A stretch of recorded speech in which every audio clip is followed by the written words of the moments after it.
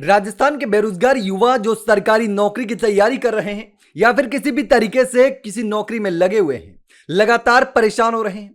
हम बात कर रहे हैं व्यावसायिक शिक्षकों की, जिनका खुद की नौकरी का कोई ठिकाना नहीं है और व्यावसायिक शिक्षा दे रहे हैं। जो छात्र स्कूल में पढ़ते हैं उन छात्रों को व्यावसायिक शिक्षा देते हैं ताकि कोई रोजगार कर सके, जो काम करना चाहते हैं वो काम कर सके। स्किल इंडिया योजना के तहत जो केंद्र सरकार की योजना है, लेकिन सबसे ज्यादा जो शोषण हो रहा है उस योजना के तहत लगे शिक्षकों के साथ हो रहा है।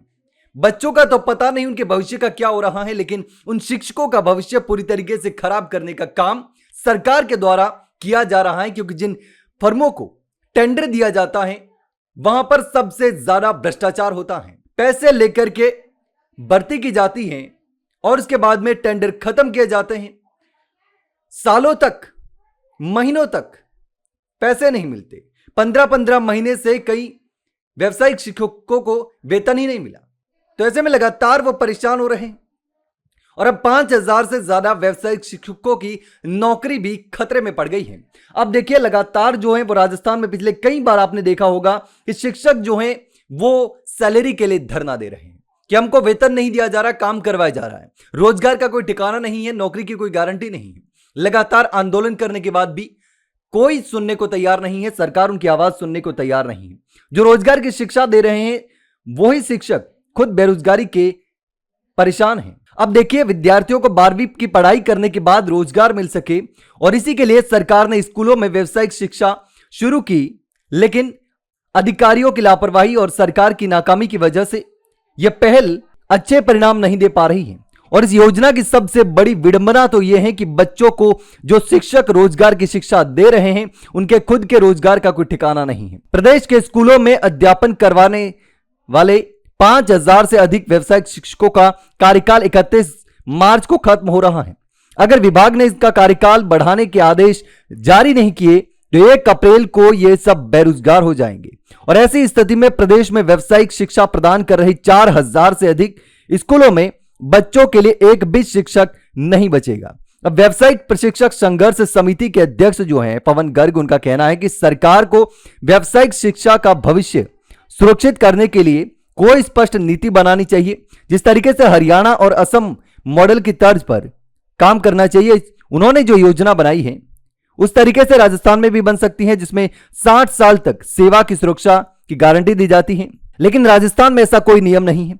3 महीने में शिक्षकों के अनुबंध, अब देखिए स्कूलों में लगे 5155 शिक्षकों का अनुबंध 3-3 महीने के लिए बढ़ाया जा रहा है, जो कि गलत है। अब राजस्थान स्कूल शिक्षा परिषद ने दिसंबर 2025 को इनका अनुबंध 1 जनवरी से 31 मार्च 2026 तक बढ़ाया था और उसके बाद अब तक अनुबंध बढ़ाने के आदेश जारी नहीं हुए हैं, और जबकि 1 अप्रैल से स्कूल खोलने की तैयारी की जा रही है। अब देखिए भ्रष्टाचार के आरोप भी लगे थे और उसके चलते पिछले साल जिन फर्मों का टेंडर निरस्त किया गया था, विभाग के अधिकारियों ने उन पर तो मेहरबानी दिखाई है, टेंडर निरस्त करने के आदेश को ही कैंसिल कर लिया और उसके जरिए लगे शिक्षकों को 1 अप्रैल से स्कूलों में पहुंचने के निर्देश दिए हैं, जबकि पहले से काम कर रहे शिक्षकों का कार्यकाल बढ़ाने को लेकर अधिकारियों की बेरुखी सामने आ रही है। अब देखिए जो फर्म भ्रष्टाचार में लिप्त थी, जिन्होंने पैसे लेकर के शिक्षकों को नौकरी लगाया, उन पर तो अधिकारी मेहरबान हैं। उनको निलंबित किया गया था, टेंडर निरस्त कर दिया गया था, लेकिन वापस उसे चालू कर दिया गया। क्या वजह हो सकती है नहीं पता, लेकिन सबसे ज्यादा परेशान किया जा रहा है बेरोजगार युवकों को। बेरोजगार युवा लगातार सरकार से गुहार लगा रहे, लेकिन कोई सुनने को तैयार नहीं है, कोई फर्क नहीं पड़ रहा है।